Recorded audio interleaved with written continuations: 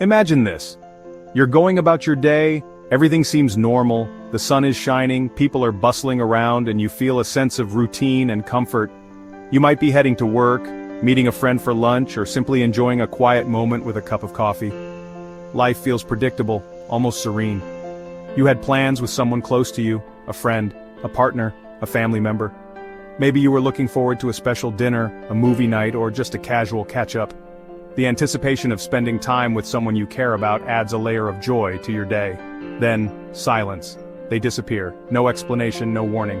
You try calling, texting, reaching out in every way you know how, but there's no response. The minutes turn into hours, and the hours into days. The absence becomes a heavy weight on your chest.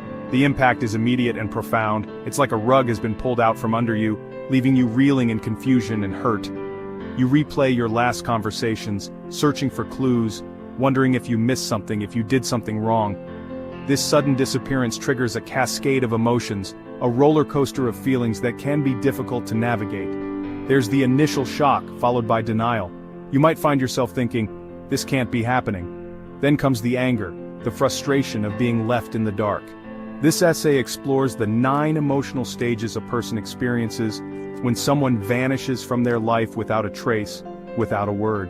From the gut-wrenching pain of abandonment to the slow, arduous process of healing, each stage is a chapter in a story of resilience. Each stage is a painful step in a journey of heartbreak, self-discovery, and ultimately, emotional strength.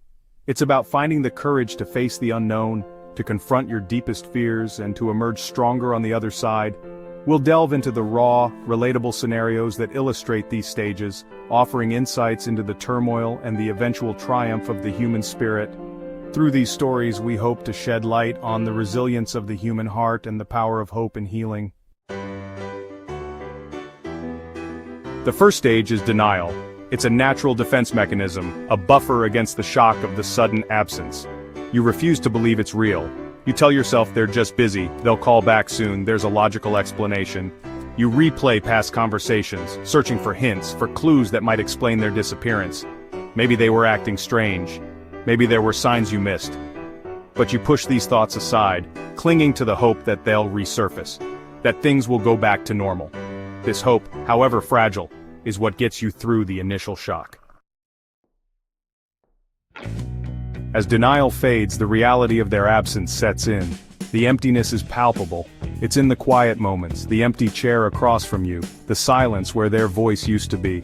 You realize the space they filled in your life, the laughter they brought, the support they offered. Every corner of your life seems to hold a memory of them, a reminder of their absence. You try to distract yourself, to fill the void with activities, with other people, but it's always there, a constant ache in your chest.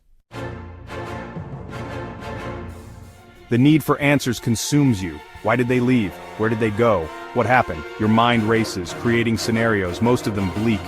You become obsessed with finding out the truth, no matter how painful it might be.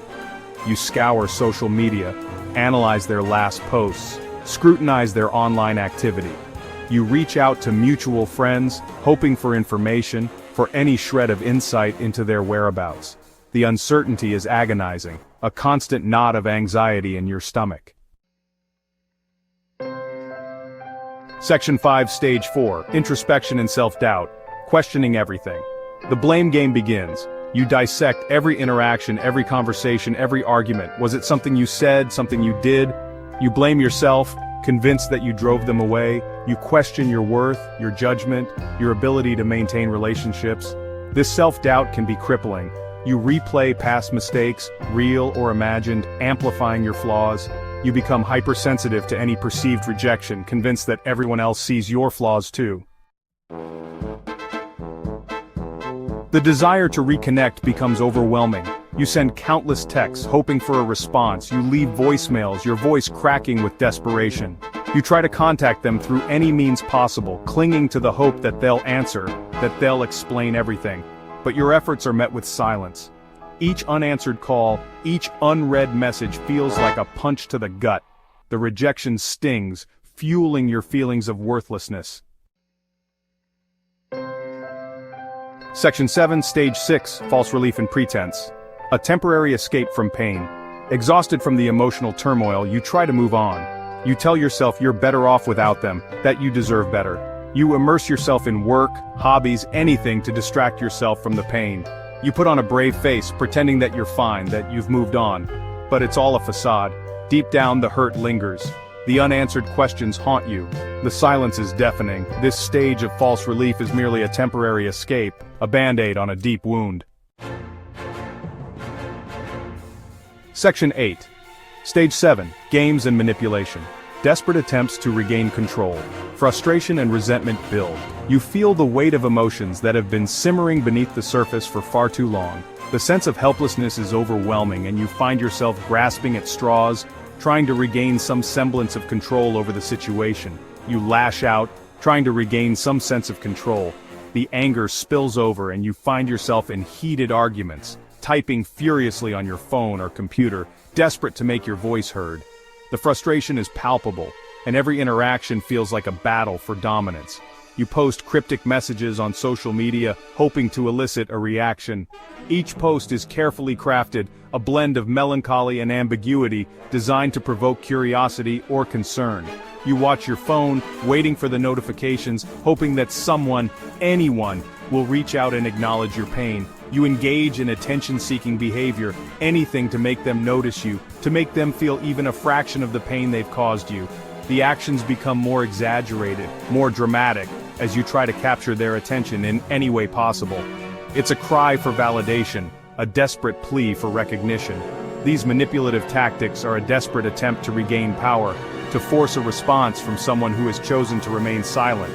You plan and scheme, setting traps and devising strategies, all in the hope of eliciting a reaction. The determination in your eyes is clear, but so is the underlying desperation. It's a dangerous game, one that often backfires, leaving you feeling emptier and more alone than before. The regret sets in, and you find yourself sitting alone, contemplating the futility of your actions. The room feels emptier, the silence more deafening, and the sense of defeat more profound. In the end, the attempts to regain control only serve to highlight the lack of it. Section 9. Stage 8. The burden of silence. Unspoken words, unresolved feelings. The weight of unspoken words becomes unbearable. You're left with a torrent of emotions: anger, sadness, confusion, longing. You yearn for closure, for an opportunity to express yourself, to ask the questions that haunt you. But the silence remains, a barrier between you and the person who disappeared. The lack of closure is agonizing. It prevents you from fully processing the experience, from healing and moving forward. The silence becomes a constant reminder of the unanswered questions, the unresolved feelings. Section 10. Stage 9. Fear and breakdown. Vulnerability and the prospect of permanent loss. The fear of permanent loss sets in. What if they never come back? What if you never see them again? The thought is unbearable, sending you spiraling into a pit of despair. You experience moments of intense sadness, anger, and fear, often oscillating between them rapidly. You question your sanity, your ability to cope. You isolate yourself, convinced that you're broken, unlovable. This stage is a crucible, a test of your emotional resilience. It's a dark and lonely place, but also a catalyst for profound growth. Section 11. Stage 10. Emotional freedom. Rising from the ashes. Through the pain, a glimmer of hope emerges. It's like the first light of dawn breaking through the darkest night, a sign that the storm is passing. You start to see the possibility of a new beginning, a fresh start. You begin to realize that your worth is not defined by someone else's presence or absence. You start to see yourself in a new light, recognizing your own value and strength. The mirror reflects not just your face, but your journey, your resilience. You are strong, capable, and deserving of love. This newfound confidence radiates from within, and you embrace it fully. You laugh freely, hug yourself with pride, and stand tall, knowing that you are enough. You start to focus on yourself, on your healing, on rebuilding your life. Engaging in activities that bring you peace and joy, you find solace in the simple things. Yoga, meditation, journaling, or even gardening become your sanctuary, your way of nurturing your soul. This is the stage of emotional freedom. You feel the weight lifting off your shoulders as you embrace the world with open arms. Walking freely, smiling with eyes closed, you let the wind carry away your worries. It's a slow and gradual process, but with each passing day, you become stronger, more independent, more self-assured. Like a flower blooming or a mountain being climbed, your journey is marked by perseverance and growth. You learn to forgive yourself, to let go of the past, to embrace the future. Writing in your journal, discarding old mementos, you make peace with what was, and look forward to what will be. Each new sunrise brings a renewed sense of determination. The pain may never fully disappear, but it no longer controls you. You acknowledge it, but you don't let it define you. With a contemplative expression, you look into the distance, walking forward with determination, smiling softly despite the tears. You are no longer defined by the absence, but by your resilience, your growth, your newfound emotional strength. Standing triumphantly, surrounded by supportive friends, you laugh and smile with a sense of accomplishment. This is your journey, your rise from the ashes.